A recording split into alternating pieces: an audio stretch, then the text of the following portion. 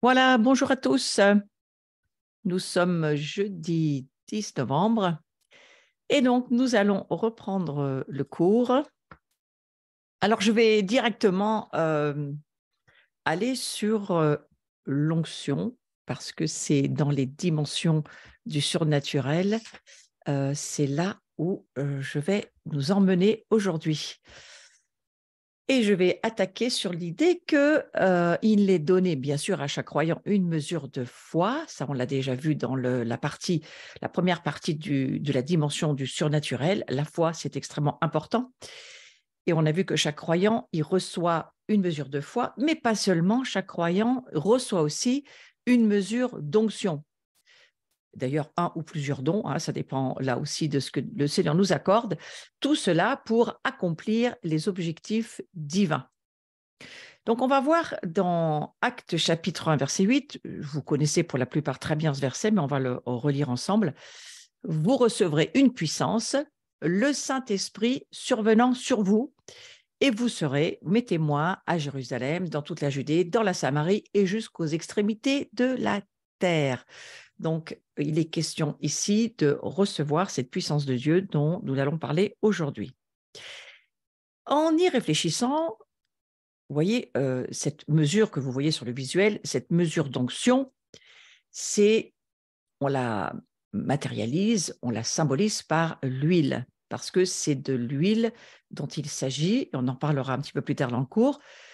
C'est ce dont il est question dans la parole de Dieu pour oindre les rois, les prophètes, enfin ça on le reverra. Mais pour aujourd'hui, j'ai trouvé très intéressant, en tous les cas, je l'ai mis sur ma page Facebook parce que ça m'a vraiment impressionné d'une certaine manière. En Israël, en ce moment, mais pas qu'en Israël, mais en Israël tout de même, eh bien, on est dans la récolte des olives.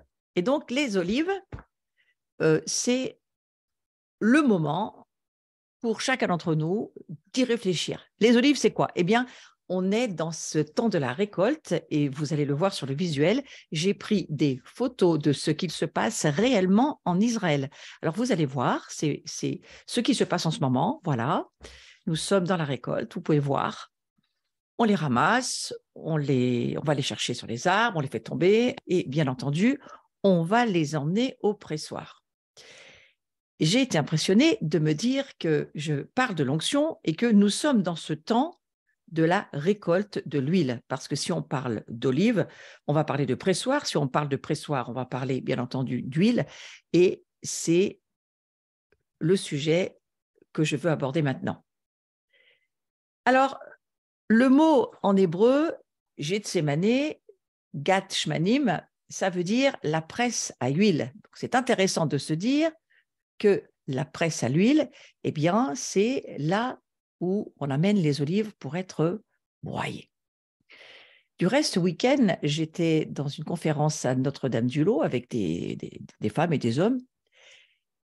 Et nous sommes allés à la sortie du village avec une de mes amies visiter, une femme qui était avec moi, qui m'accompagnait dans le week-end.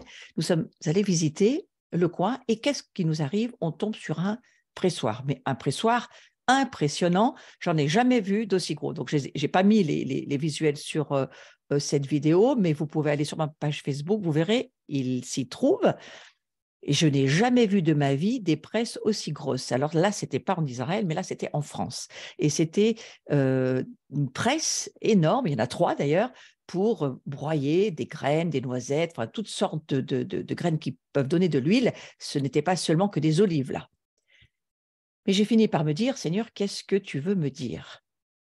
Et je comprends qu'en fait, c'est sans doute la période que nous sommes en train de traverser en ce moment, l'humanité entière semble être parfois sous des presses très lourdes, des pressions très lourdes qui nous amènent même parfois à des dépressions. Hein. On est vraiment en train de vivre des moments très difficiles, mais le Seigneur veut toujours donner un sens à ce que nous vivons. Et je me suis permise d'écrire, vous voyez, c'est aussi sur le visuel, en Israël, les olives sont mises au pressoir et nos épreuves produisent de l'huile nécessaire pour l'onction et la bénédiction. C'est ce que vous pouvez lire sur le petit encadré là au-dessus où ça se trouve sur mon Facebook. Cette huile, Revenons à Gethsémani, c'est-à-dire Gethsémani, là où Jésus, lui, est allé s'asseoir avant de passer par ce temps extrêmement difficile qui s'appelle la crucifixion et pour lequel on a beaucoup de choses à retenir de ce moment-là, parce que ça nous aide aussi dans notre vie et ce que nous traversons en ce moment. Il est évident qu'on veut tous de l'huile. Il est évident qu'on a tous un désir d'avoir de l'onction. On va voir ensemble où ça nous amène, mais l'onction, c'est bien entendu la présence de Dieu en nous, et c'est quelque chose qui est extrêmement puissant, extrêmement fort, et on veut tous de l'huile ou de l'onction. Mais qui parle d'huile, parle d'onction, parle donc, je reviens à ce que je disais, de presse et de cette récolte qui, évidemment, va nous amener ensuite à voir ces olives être emmenées au pressoir. Alors, l'onction, l'huile d'onction, elle amène beaucoup de choses, hein. Elle amène d'abord, on le verra dans la parole de Dieu, mais là, en y réfléchissant, qu'est-ce qu'elle amène? Elle amène de la protection, elle amène de l'approvisionnement, elle amène aussi de la prospérité. On lit ça dans les psaumes. Si vous voulez savoir où, vous pouvez trouver cela dans le psaume 23 au verset 5. On parle là de cette protection de l'huile, de cet approvisionnement important. Elle amène aussi la sagesse et l'autorité pour régner, cette onction. On trouve cela dans Samuel, chapitre 16, verset 13. La sagesse et l'autorité pour régner. C'est ce à quoi sert l'onction. Et je vous réexpliquerai après ce qu'on faisait au roi. Elle amène aussi la joie. C'est dans les textes de la parole, psaume 45, verset 7, Hébreux, chapitre 1, verset 9. L'onction, l'huile de joie, on en parle beaucoup dans le Nouveau Testament. L'onction, c'est aussi la guérison et la délivrance, bien sûr, hein. On le lit dans le livre de Marc, alors tout le long du livre de Marc, de Jacques aussi, on retrouve ces références de la guérison et de la délivrance. On va trouver aussi la lumière et la révélation, l'onction pour voir, pour avoir des illuminations.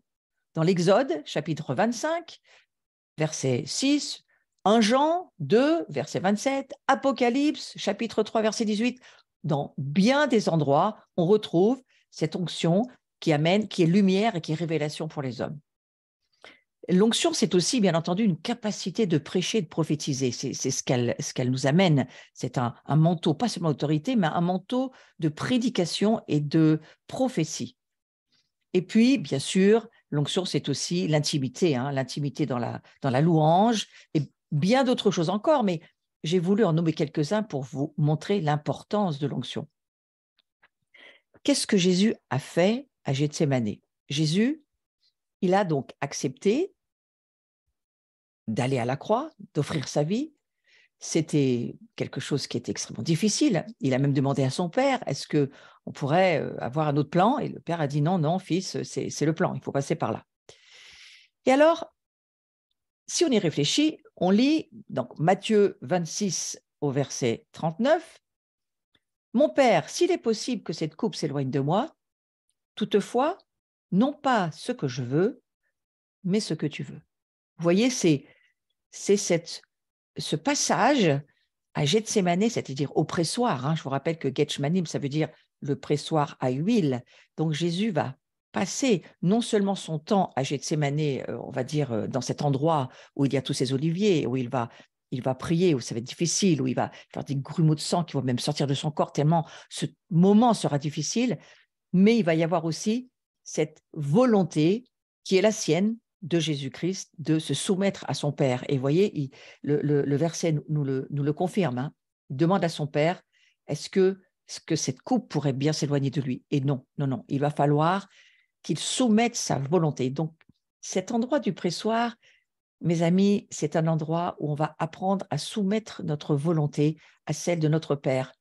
Dieu est un bon Père, il aime son Fils profondément, il nous aime profondément, mais il est des moments, il est des temps où il faut juste se soumettre à Dieu, et là, il n'y a pas d'autre solution que celle-là. Donc Jésus l'a traversé. Si Jésus l'a traversé, ce soir, j'aimerais prier pour chacun d'entre nous que si nous passons par un moment difficile, par un temps de pression, de pressoir, peut-être que c'est quelque part quelque chose qui va permettre de produire de l'huile. Alors, je prie que, non pas que cette coupe s'éloigne de vous, mais que vous ayez la force et la volonté, pour ça il faut le demander au Saint-Esprit, mais que vous puissiez soumettre votre volonté à celle de Dieu, de façon à traverser ce temps et à produire l'huile qu'il vous sera nécessaire d'avoir.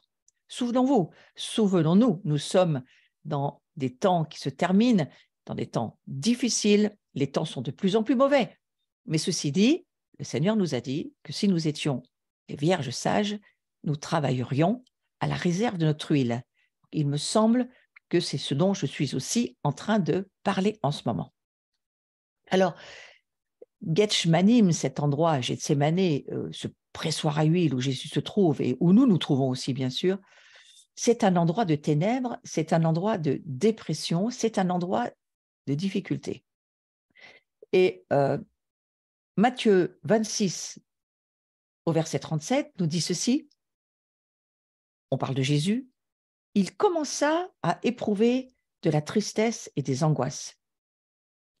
Et c'est bien souvent ce qui nous arrive.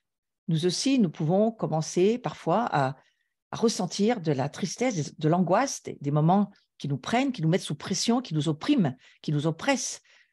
Et dans ces moments-là, si nous les vivons pour la gloire de Dieu, si ce sont des tests que Dieu nous demande de traverser ou de passer, alors rappelons-nous que ça produit de l'huile.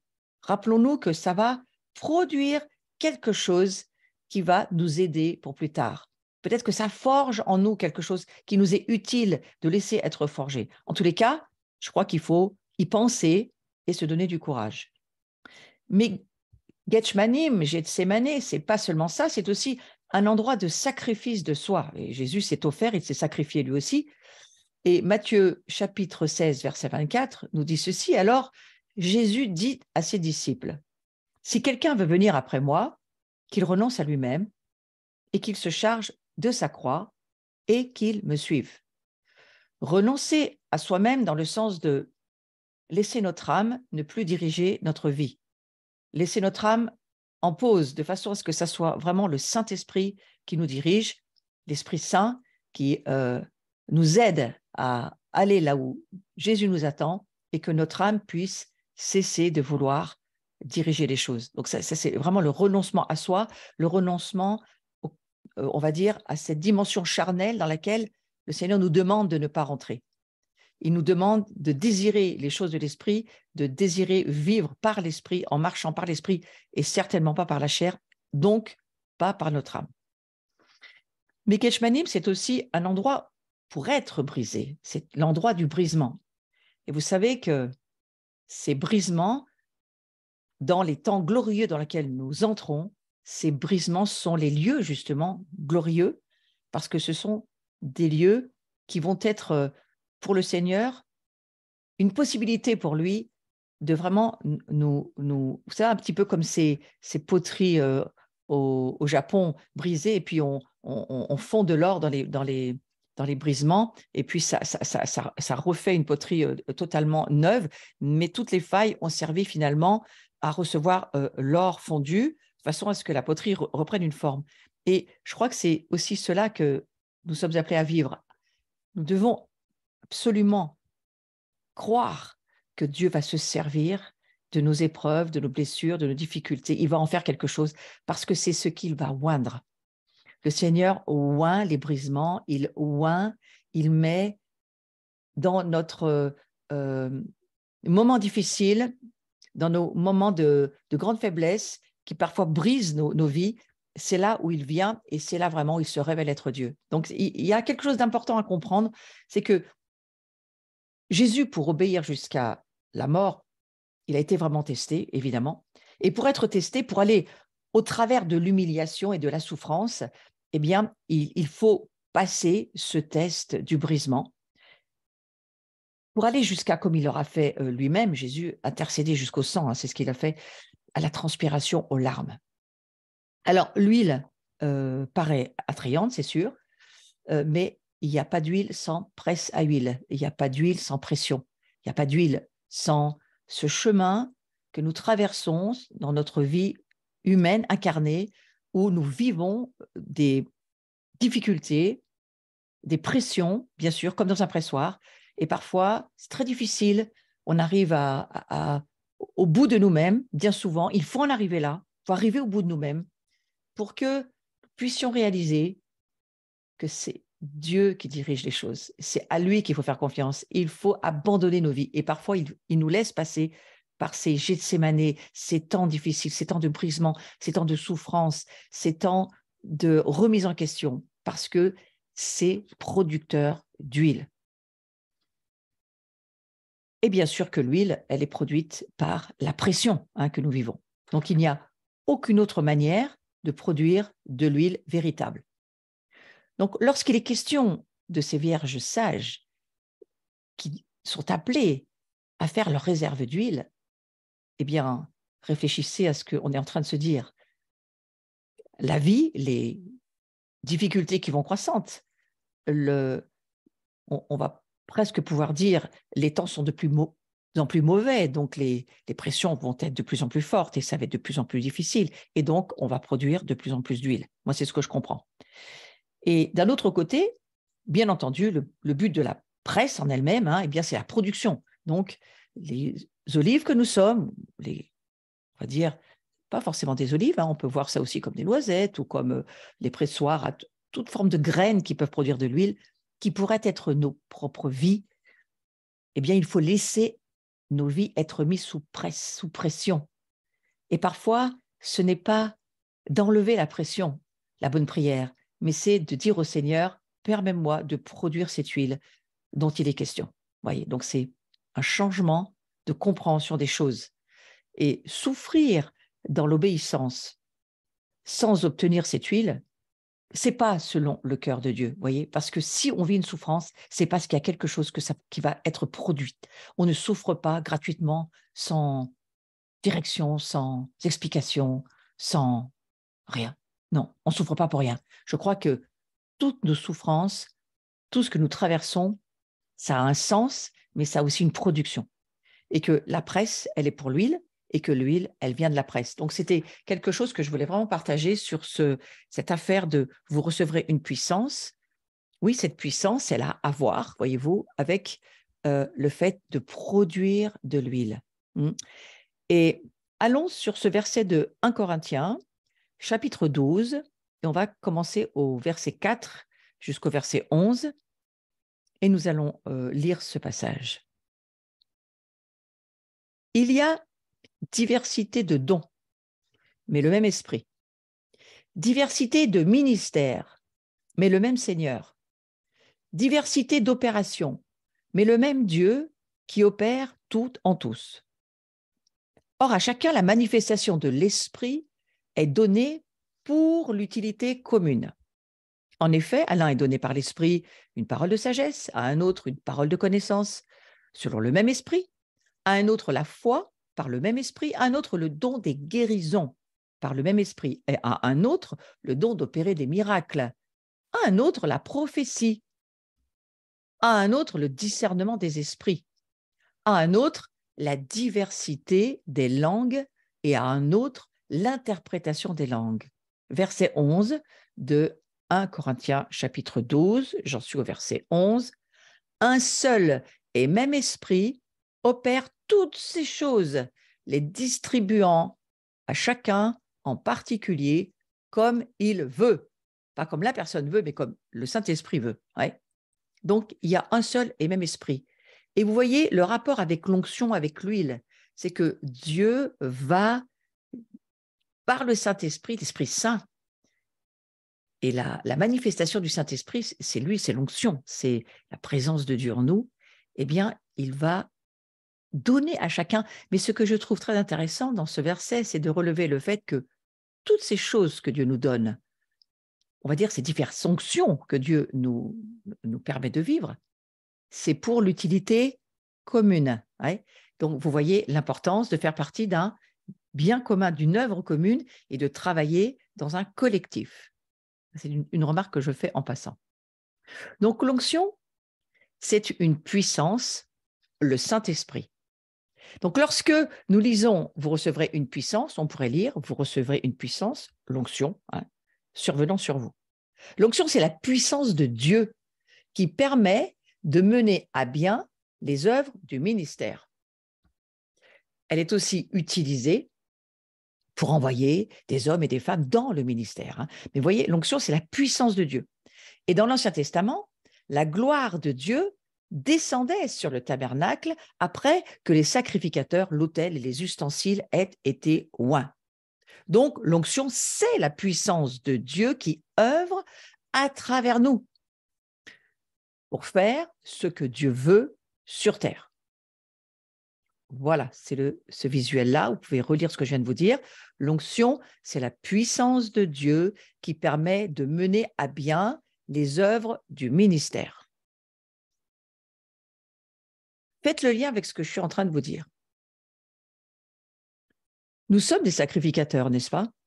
Nous sommes des adorateurs, mais nous sommes des sacrificateurs, nous sommes des prêtres, nous sommes aussi des rois. C'est ce que nous dit l'Écriture, à la fois dans l'Ancien et dans le Nouveau Testament. On retrouve tous ces passages qui nous le disent. Et vous savez que alors, je vais juste expliquer ceci, que quand on parle de l'onction de Dieu, on évoque une huile spéciale qui consacrait et mettait au service de Dieu. Donc, vous voyez, cette puissance de Dieu, elle nous permet de mener à bien les œuvres du ministère. Et les œuvres du ministère, on va les vivre grâce à cette onction. Et on lit dans l'Ancien Testament que cette huile, eh bien, elle consacrait, elle mettait au service de Dieu les sacrificateurs, les prophètes, les rois. Mais également, il y a un autre roi, Cyrus, qui, lui, n'était pas juif, mais qui était appelé aussi l'oint, c'est-à-dire le Messie. Vous voyez, il n'était pas juif, mais il était oint lui aussi.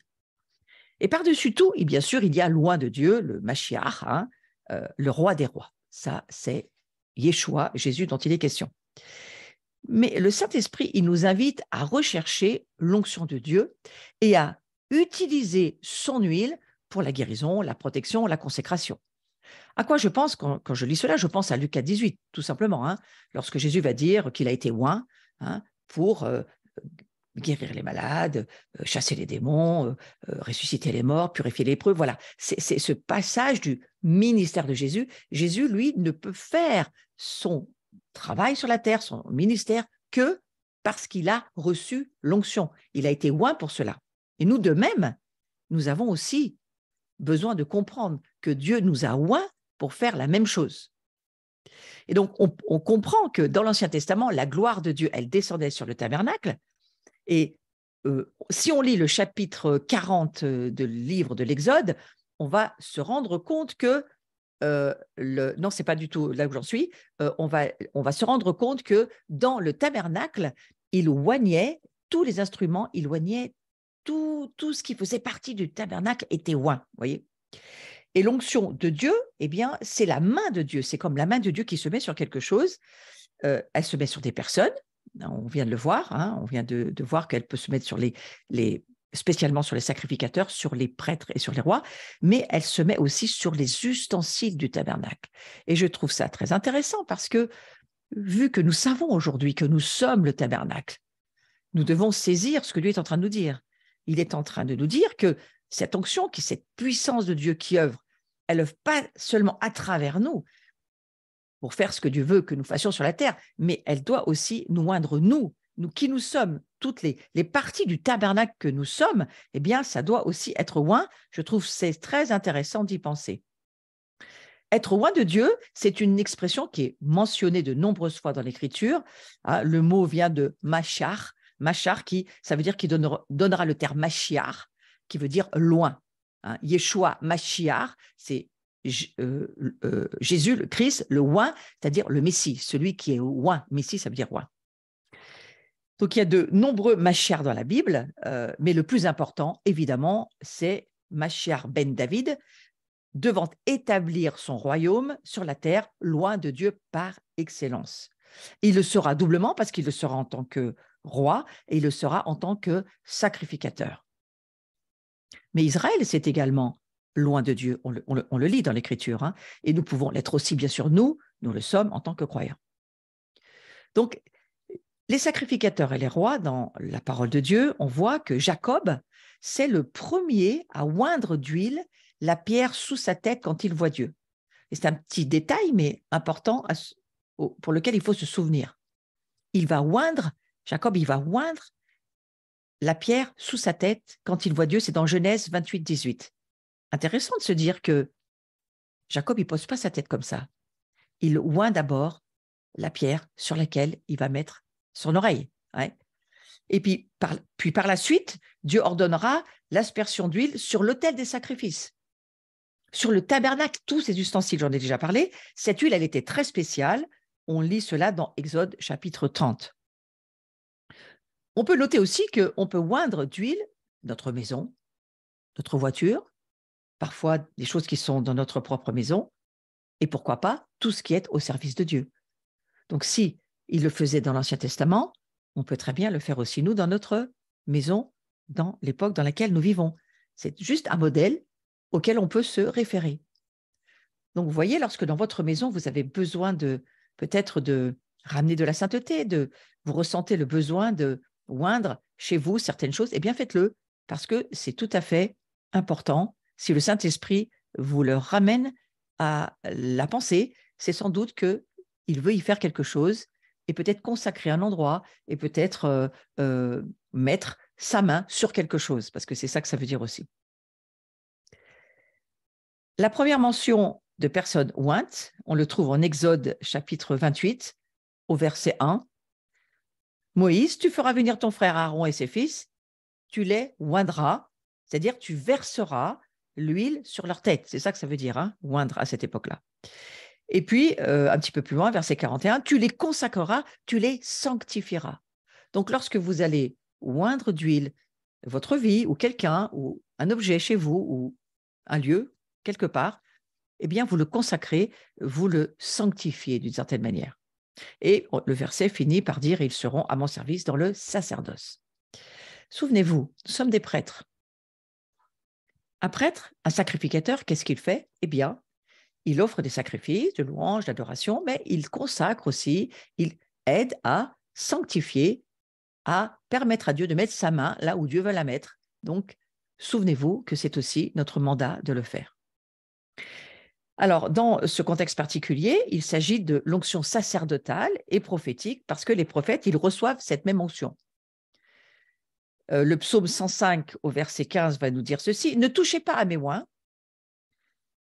Meshi'im, ne faites pas de mal à mes prophètes. » Dieu ordonna aux prophètes, Élie, de oindre Élisée, par exemple.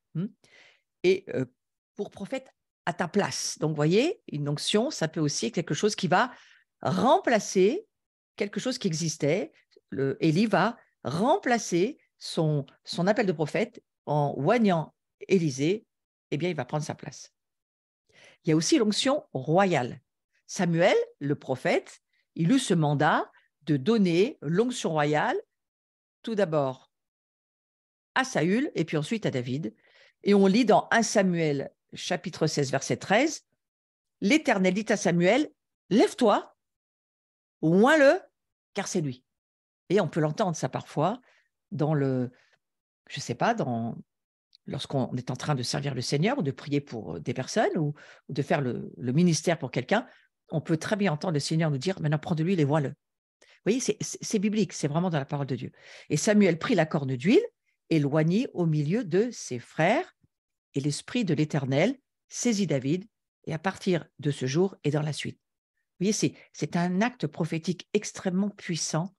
Lorsqu'on reçoit une onction d'huile, c'est quelque chose qui vraiment change les choses et qui vous change peut-être à tout jamais. Hein. Donc, on voit que l'onction de Dieu à travers l'huile, Shemen, c'est lié à l'Esprit Saint et à la sainteté de Dieu. Et le Nouveau Testament contient des références à l'onction d'huile dans de nombreux endroits. Je ne vais pas tous vous les donner, mais ça permet de oindre les malades, ça permet de les guérir, bien sûr. Marie, par exemple, qu'est-ce qu'elle a fait? Elle a oint les pieds de Jésus, et c'est un acte d'adoration très puissant. Lorsque elle va prendre ses cheveux et qu'elle va oindre les pieds de Jésus, c'est quelque chose de très fort. Et puis, on lit aussi dans Jacques 5, c'est quelque chose qui est tout à fait biblique, au verset 14, les anciens, qu'est-ce qu'ils font? On le fait souvent dans nos célébrations, lorsqu'il y a des malades, on prend les anciens de l'Église et puis on oint d'huile les malades afin qu'ils soient guéris. Donc ça c'est l'huile de guérison. On trouve aussi autre chose concernant l'huile. On trouve l'huile de joie dans beaucoup d'endroits, mais entre autres le psaume 45, j'en ai parlé tout à l'heure, au verset 7, huile de joie à propos du Messie. Hein. On a aussi Hébreux, chapitre 1, verset 8, qui parle en faisant référence de cette huile de joie. Et puis je pense aussi à Isaïe 61, hein, pour accorder aux affligés de Sion, pour leur donner un diadème au lieu de la cendre, une huile de joie au lieu du deuil. Vous voyez, cette onction, cette huile, en fait, elle porte en elle du miracle, de la guérison, de la délivrance, de la joie, des changements d'atmosphère, des consécrations. Cette huile, elle porte beaucoup de choses. Alors, je vais revenir, parce que je voulais faire ce petit encart là pour vous rappeler que cette huile, c'est quand même très important. On est dans cette saison de la récolte. Alors, on pourrait remontrer le pressoir que vous nous montrez tout à l'heure. C'était le pressoir que je suis allée visiter avec mon amie Anne-Laure en sortant de ce week-end où nous étions. Et j'ai jamais vu de ma vie, alors là, vous voyez, un pressoir pareil. Il y a 3 énormes presses, vous les voyez devant votre nez. Et en plus, il y avait une meule à grains qui était sur la droite. Et on en a fait le tour et on a médité et réfléchi à cet incroyable pressoir. Vous pouvez aller sur ma page Facebook, vous aurez d'autres détails de plus près. Mais en tous les cas, ces presses étaient tout à fait impressionnantes. Et je me suis dit, eh bien, voilà, il semblerait bien que nous soyons dans cette saison où nous allons avoir besoin de produire peut-être encore plus de l'huile. Mais regardez, après ce que nous venons de dire, ça devrait nous encourager. Cette puissance, cette onction de Dieu sur nous, en nous, que nous allons produire nous-mêmes. Alors, oui, nous sommes d'une certaine manière, utilisés par Dieu pour produire cette huile. Hein. Bien sûr que oui.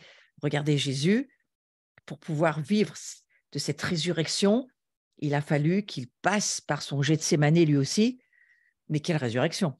Et nous aussi, nous-mêmes, nous passons par la croix, nous embrassons cette croix qui est la nôtre à chacun, mais quelle résurrection nous vivons pour ensuite pouvoir être loin.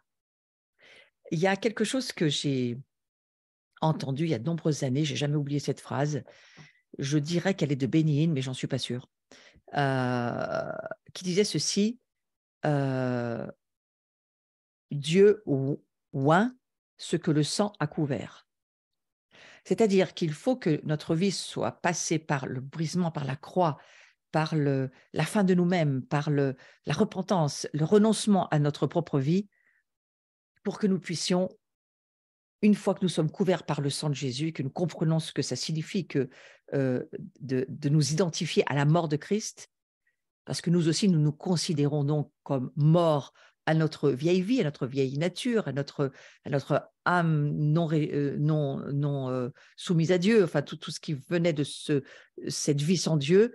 Et alors que nous laissons cette croix opérer en nous, ces brisements, ces changements, c'est parfois, vous savez, c'est difficile de renoncer à ce que nous étions dans notre vieille vie pour que nous puissions être loin. Mais si nous avons la compréhension de ce à quoi sert l'onction, alors je crois que comme Jésus, il avait la compréhension de ce que sa vie allait produire. En donnant sa vie, il allait produire toute la résurrection de toute la famille de Dieu. Au travers de lui, toute la famille allait pouvoir ressusciter et sortir, être arrachée des enfers, arrachée des griffes du diable, pour qu'aujourd'hui, Dieu puisse retrouver sa famille. Donc, vous voyez, ça vaut quand même la peine.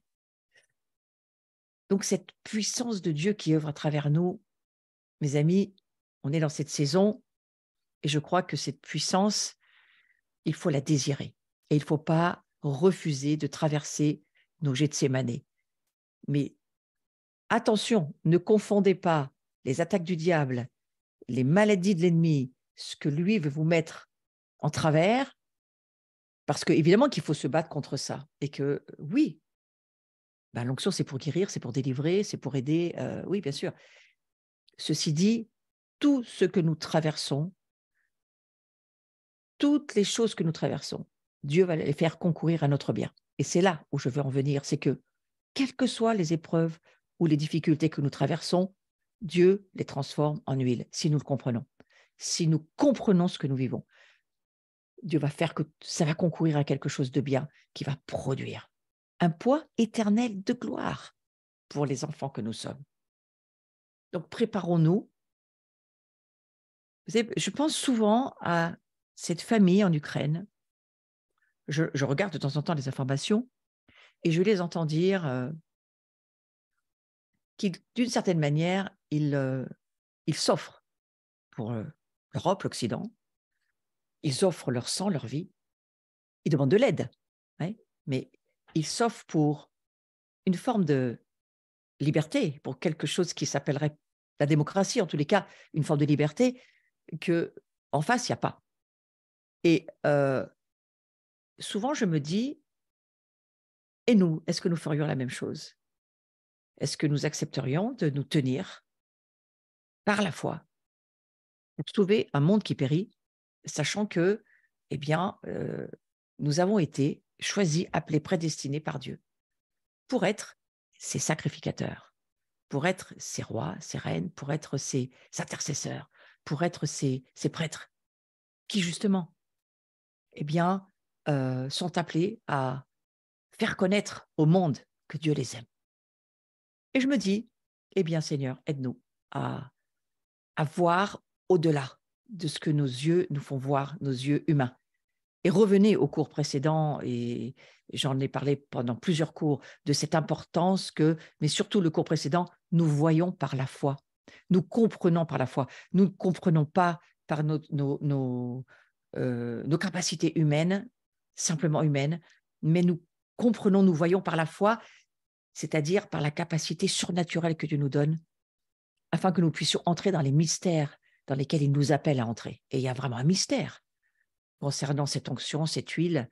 Pourquoi est-ce qu'il dit à ces vierges sages, pas aux folles, mais aux sages, il dit, faites vos réserves. Parce que quand je reviens, il faut que je trouve de l'huile.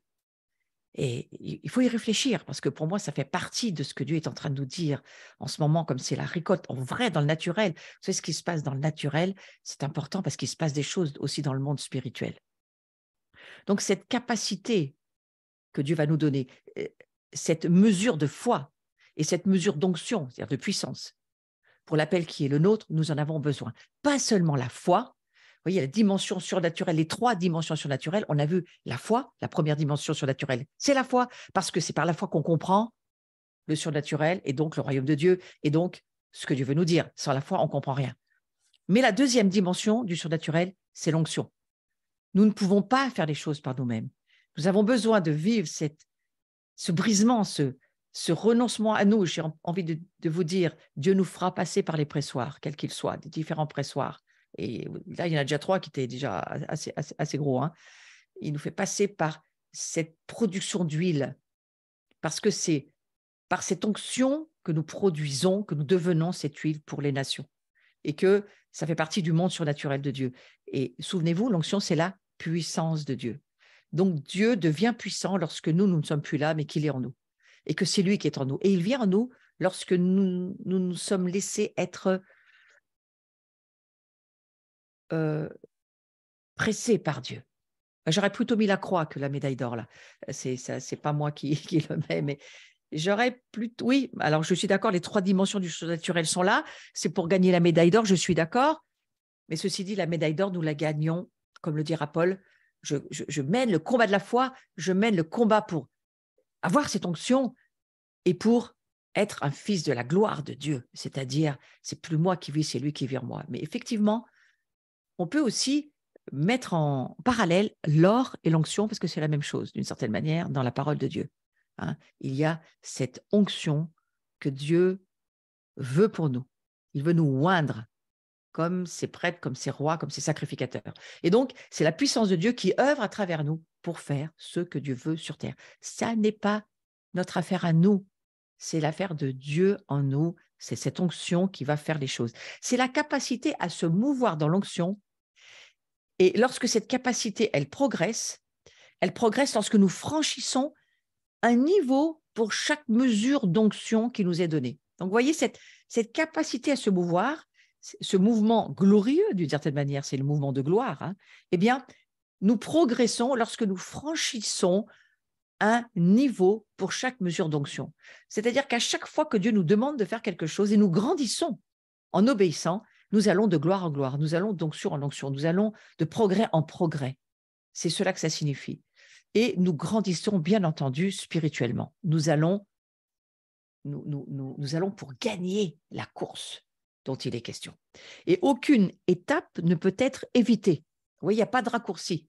C'est le Saint-Esprit qui nous laisse traverser les Gethsémané, les moments de nos vies qui vont produire cette huile et qui vont nous transformer de l'olive en huile. Ouais, c'est ça que je comprends.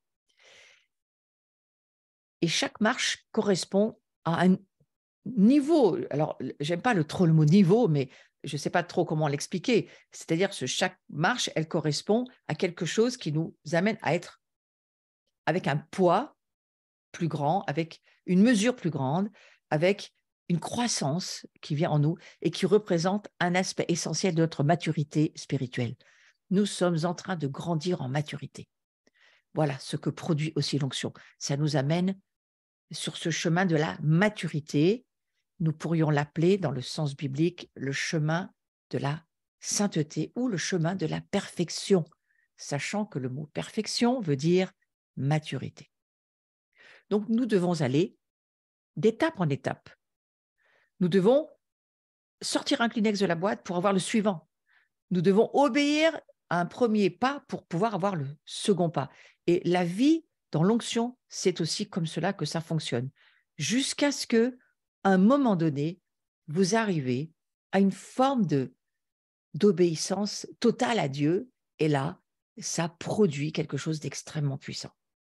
Et c'est à ce moment-là que je crois qu'on peut arriver à dire qu'on atteint une forme de plénitude dans notre vie qui nous amène à entrer dans ce que moi je comprends être la gloire. La foi et l'onction nous amènent à la gloire. Et nous sommes les fils et les filles de la gloire de Dieu.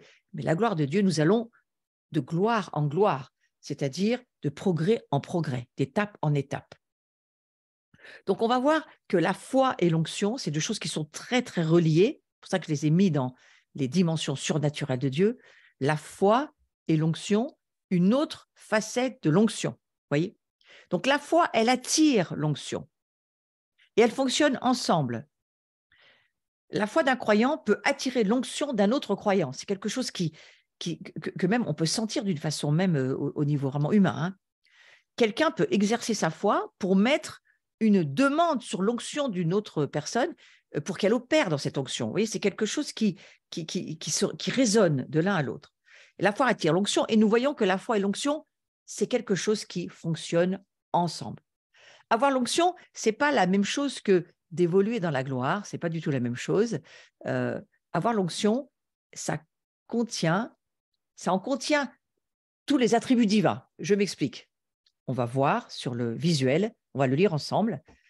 Par exemple, on va voir que l'onction, c'est la part de Dieu qui agit à travers nous. Voyez ? Et cette part de Dieu qui agit à travers nous, c'est seulement un aspect de la puissance, parce qu'il existe beaucoup d'autres choses. On va le lire ensemble. La puissance de Dieu qui touche au ministère, ça s'appelle l'onction, c'est ce dont je parle. La puissance de Dieu dans le domaine de la loi, ça s'appelle l'autorité.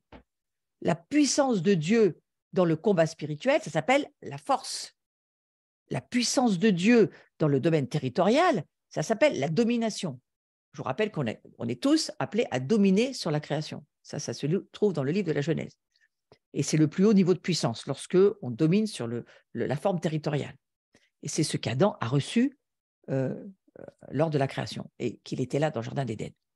Donc Dieu nous a laissé le Saint-Esprit comme garantie. Le Saint-Esprit, c'est pour nous les arts, c'est-à-dire un acompte. Et comme quand on sait qu'on va avoir quelque chose à payer, mais on va donner un acompte. Eh bien, Dieu, il nous promet tout un héritage, mais là, il nous donne un acompte sur notre héritage, et c'est le Saint-Esprit. Pour la gloire, c'est pour la gloire que le Saint-Esprit est en nous. Et c'est un gage de notre héritage. Donc, c'est extrêmement important d'y réfléchir. Tout cela, vous le lisez dans le chapitre 1 du livre des Éphésiens. Donc, vous irez le relire après ce cours si ça vous intéresse. Mais ce livre de Éphésiens, chapitre 1, nous parle de cela, de ce Saint-Esprit qui est vraiment le gage de notre héritage à tous et à toutes. La foi, l'onction et la gloire, c'est là où nous allons tout doucement dans ce cours. Donc l'onction, comme la foi, nous prépare à recevoir la gloire. Oui, on est en préparation. La foi et l'onction, ouais, c'est quelque chose qui fonctionne ensemble. Et la présence manifeste de Dieu, ouais, est là. Donc, la foi nous mène à l'onction, qui elle-même nous mène à la gloire. Par la foi, nous comprenons toutes les choses. L'onction, c'est cette capacité de Dieu que Dieu va mettre en nous, sur nous. Nous allons recevoir cette puissance pour faire et être. Qui dit que Dieu, nous sommes, on le comprend par la foi, mais ensuite, on peut le vivre par l'onction. C'est l'onction qui est en nous, qui fait que nous pouvons vivre qui nous sommes et que nous pouvons obéir à ce que Dieu va nous demander de faire. C'est par l'onction de Dieu. Oui, il n'y a rien de l'homme là-dedans, il n'y a rien d'humain. Et puis, c'est bien sûr pour nous amener à la gloire. Le royaume de Dieu, il est déjà là. Autant qu'il est à venir, il est déjà là. Il y a une partie du royaume qui est déjà là. On a les arts, d'une certaine manière, de l'esprit, du royaume de Dieu, mais il est à venir, bien entendu, parce qu'il n'est pas encore totalement là. Mais il est au milieu de nous, ce royaume de Dieu. Et on peut lire dans la parole de Dieu que le royaume, il s'est approché de nous. Nous sommes ressuscités, nous sommes assis avec Christ dans les lieux célestes en Jésus-Christ. Éphésiens chapitre 2, verset 6. Donc, la volonté et le règne de Dieu, c'est qu'ils viennent sur la terre. Et on lit dans Matthieu 6, notre Père qui est aux cieux, que ton nom soit sanctifié, que ton règne vienne, que ta volonté soit faite sur la terre comme au ciel. Donc, dans ce Matthieu 6, on a une déclaration prophétique de la vie du croyant qui prononce ces prières d'où? Depuis le ciel. Nous ne sommes pas d'ici, nous sommes d'en haut. Donc, nous prononçons cette prière depuis le ciel. C'est de là-haut que nous prions cette prière à Dieu. Le miracle, il a pour finalité de glorifier Dieu. La dimension surnaturelle, c'est une bonne chose. Mais en regardant Jésus, en suivant son modèle, en contemplant sa vie, eh bien, nous désirerons encore plus nous aligner sur l'expérience du ciel, parce que nous sommes sur la terre, mais nous sommes aussi dans les cieux. Et donc, il va falloir comprendre par la foi l'importance de cet alignement et l'importance du modèle à suivre dont il est question dans la parole de Dieu. Donc, la gloire de Jésus, c'est un modèle à suivre. C'est une vie à contempler pour faire ce qu'il a fait et pour l'imiter. L'imiter en termes de faire comme il a fait. Oui. Je parle d'imitation. Hein. Et le ciel, il est dans la vie de chaque croyant. Il porte de nombreuses réponses à un monde malade et mourant. Et voyez-vous, l'onction, ça va être la puissance de Dieu pour y répondre. Ouais. Et Dieu, que je sache, il ne se révèle pas dans nos maladies, il ne se révèle pas dans ce que ce monde nous fait vivre, hein, mais il se révèle avec les œuvres de Dieu manifestées sur la terre. Et c'est nous qui manifestons ces œuvres. Et nous les manifestons par la foi et par l'onction. Donc, il nous faut cette foi pour comprendre ce que Dieu veut nous faire comprendre dans son monde surnaturel, dans son monde invisible, qui est plus réel que les choses visibles. Souvenez-vous, nous l'avons vu lorsque nous avons étudié la foi. La foi comprend, mais les réalités sont dans l'invisible. Les réalités ne sont pas dans ce monde visible. Donc, il va falloir que nous voyions avec les yeux de la foi et que nous recevions, nous vivions par l'onction et que nous travaillons à produire aussi, à laisser de l'huile se produire dans notre propre vie. On reçoit l'onction de Dieu, mais on la laisse produire en nous. Nous sommes des producteurs d'huile. Et le Seigneur, eh bien lui, il se sert du pressoir, il se sert de cette vie humaine et on pourrait presque dire, des difficultés qui nous entourent, les pressions que nous subissons sont producteurs pour Dieu. Et il va se servir de cela pour faire de nous, comme il a fait pour Jésus, des hommes et des femmes remplis de son huile, c'est-à-dire des fils et des filles de l'huile. Et c'est ce que je prie ce soir, que nous soyons tous des fils et des filles de l'huile, que nous comprenions, nous ne sommes pas là à subir une vie avec un Dieu endormi qui fait rien, qui n'est pas au courant. Non, Non, non, il y a un projet de Dieu extrêmement fort. Il nous demande de ne pas faire partie de ce monde. Ça, c'est l'étape numéro 1. Nous ne sommes pas d'ici, nous sommes d'en haut. Notre vie fait partie des choses d'en haut. Nous marchons, nous vivons par l'onction de Dieu, par la puissance de Dieu, les capacités que Dieu nous donne au travers de ce que nous nous approprions par la foi. Nous avons tout un héritage, des centaines de promesses pour lesquelles maintenant il faut les vivre par la foi et par l'onction de Dieu. Voilà. Et où se trouve le doute et où se trouve le manque de foi? Parce qu'attention, je vais là-dessus pour finir, la foi, c'est la monnaie, monnaie en termes d'argent, on va dire le système qui va faire qu'il y a un cours dans le ciel. Eh bien, la monnaie dans le ciel, c'est la foi. Et tout comme une devise monétaire, à l'image de l'euro ou du dollar américain, qui font tourner l'économie, il y a une économie du royaume. Et l'économie du royaume, elle marche avec la foi, elle ne marche pas avec le doute. Et la foi dans le royaume de Dieu, elle permet d'amener les réalités du ciel sur la terre. Donc c'est bien de parler de l'onction, mais il faut toujours mettre la foi en parallèle. Parce que la foi, c'est la monnaie, c'est le bras de Dieu, c'est en nous, c'est ce qu'on va aller chercher dans les cieux pour le faire descendre sur la terre. Et c'est au travers de la foi qu'on va ramener les réalités du ciel sur la terre. Que ta volonté soit faite sur la terre comme au ciel. Jésus n'est pas allé chercher une conférence de guérison pour échapper à la croix. Non, il est resté dans ce jardin de Gethsémane et il s'est mis à prier et il a demandé à son père, est-ce qu'il y a une autre solution ou est-ce que c'est ça que je dois vivre? Et le père lui a dit, c'est ça que tu dois vivre. Je ne suis pas en train de vous dire qu'on n'a pas la grâce de la guérison, la grâce de la délivrance, bien sûr qu'on les a, et bien sûr qu'il faut prier pour les malades, et bien sûr qu'il faut prier pour libérer les captifs. C'est ce à quoi nous sert l'onction. Mais lorsque nous grandissons à un moment donné, nous arrivons à un moment donné de notre vie où il faut pouvoir entendre que nous avons à traverser des Gethsémane, traverser des moments difficiles, mais qui sont producteurs d'huile et producteurs de quelque chose qui va nous amener à vivre depuis la puissance de Dieu en nous, pas depuis nos capacités. Ouais.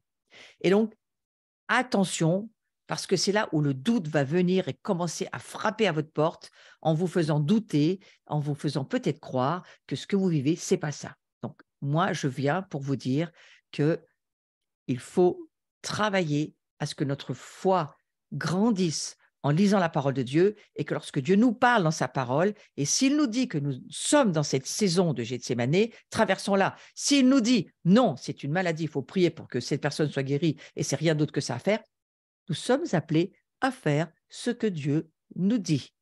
Voilà. Donc, nous devons, en tous les cas, c'est clair et c'est important, et je veux quand même finir là-dessus, il faut combattre l'incrédulité. Parce que, voyez-vous, c'est ce qui rend le cœur dur et c'est ce qui fait qu'on est perdu, alors qu'on est peut-être dans une saison qui serait très clairement dirigée par le Saint-Esprit pour aller vivre quelque chose de fort et de puissant par rapport à l'onction.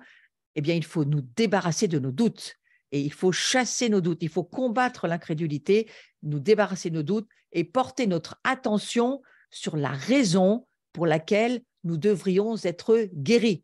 Parce que nous verrons à ce moment-là bien plus de gloire. Il faut réfléchir à cela.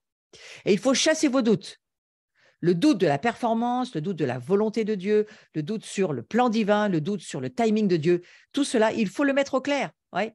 Est-ce que la situation dans laquelle nous sommes, c'est une situation où nous devons traverser ce temps, c'est des souffrances pour le royaume de Dieu, pour la gloire de Dieu. Il y a quelque chose que Dieu veut utiliser au niveau de l'onction pour moi et je le traverse et je vais avoir la victoire et donc produire de l'huile, ou bien non, c'est totalement autre chose et il faut travailler sur l'histoire du doute parce que c'est avec ça que Satan va essayer de nous avoir. Ouais.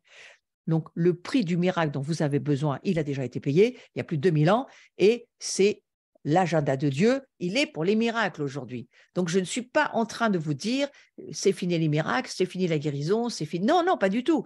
Mais je suis en train de vous dire que nous allons produire de l'huile afin que nous aussi, nous puissions être utilisés par Dieu pour que l'huile qui va sortir de notre vie, ça va être pour les miracles, ça va être pour les guérisons, ça va être pour les délivrances, ça va être pour la gloire de Dieu, ça va être pour montrer la puissance de Dieu. Et c'est à cela, C'est de cela dont il est question dans ce cours. Voilà. Donc, laissez Dieu être Dieu. Laissez Dieu être Dieu.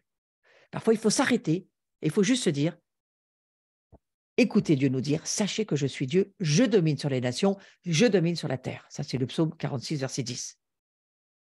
Décidez de ne plus tout contrôler. Lâchez les choses. Ouais. Les structures religieuses ont été conçues avec les dénominations pour aider, mais elles ne doivent en aucun cas nous couper le flot du Saint-Esprit et l'écoute du Saint-Esprit. Que se passerait-il si nous laissions Dieu prendre l'initiative des choses? C'est la question aussi. Est-ce que nous accepterions ce soir de laisser Dieu prendre l'initiative? Parce que c'est lui qui doit prendre l'initiative et nous apprendre à nous reposer dans sa présence, dans sa gloire, dans qui il est.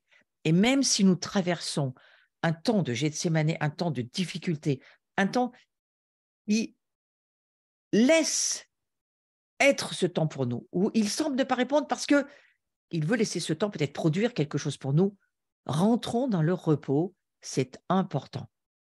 Permettons au Saint-Esprit de bouger en nous, de se mouvoir comme il veut, quand il veut.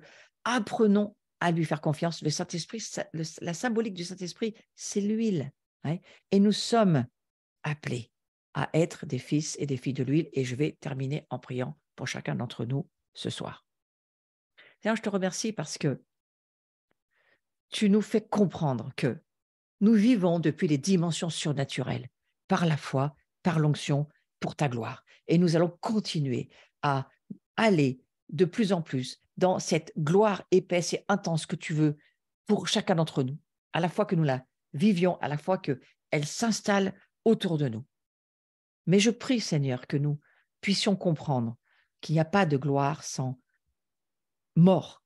Il n'y a pas de gloire sans d'abord vivre ce temps du pressoir, ce temps de l'onction, ce temps de laisser cette onction en nous, à la fois nous couvrir, mais à la fois aussi produire ce poids éternel de gloire. Et alors que nous souffrons avec Christ, nous régnerons avec Christ. C'est ce que dit l'Écriture. Alors que chacun d'entre nous, quoi que nous traversions, nous soyons encouragés. Frères et sœurs, ce soir, dites-vous, je veux laisser Dieu produire de l'huile. Et je veux que les pressions que je vis dans ma famille, dans les relations, dans quel que soit le travail, quel que soit, peut-être avec moi-même, peut-être avec les autres, quelles que soient les pressions que je subis, Seigneur, je veux croire que ça va produire en moi de l'huile et que je vais de plus en plus ressembler à ce modèle de Christ qui, lui, a accepté de traverser son Gethsémane afin qu'il soit lui-même loin. Ouais. Que chacun d'entre nous, nous puissions dire, eh bien, je comprends ce que je vis maintenant et au fond, faites la différence entre ce que nous avons besoin de faire pour les autres, mais ce que nous avons besoin nous-mêmes de vivre pour devenir cette huile de la guérison, cette huile de la délivrance, cette huile qui fera de nous des fils et des filles rois. Entendons Jésus. Je te remercie ce soir de ce que tu encourages chacun et chacune et de ce que chacun se réjouit du fait que tout ce que nous vivons produit et producteur des cieux en nous. Amen. Amen. Voilà, donc je vous rappelle, le prochain cours, c'est jeudi 17 novembre. On se retrouve sur ce thème de la gloire de Dieu. Et puis ensuite, nous allons nous revoir. Alors ça, là, j'ai 2 journées sur la délivrance proprement dite. C'est le samedi 19 novembre et le samedi 10 décembre. Je vous fais part de ces dates pour que vous puissiez les réserver. Et si vous le souhaitez, c'est en présentiel à l'abri. Vous avez un petit pique-nique à midi, on passe la journée ensemble et on prie et on a des enseignements. J'amène des enseignements et Laurent va amener aussi des temps d'adoration et de présence de Dieu. Et nous allons vivre vraiment des temps de liberté, de libération, parce que c'est aussi à ça que sert l'onction.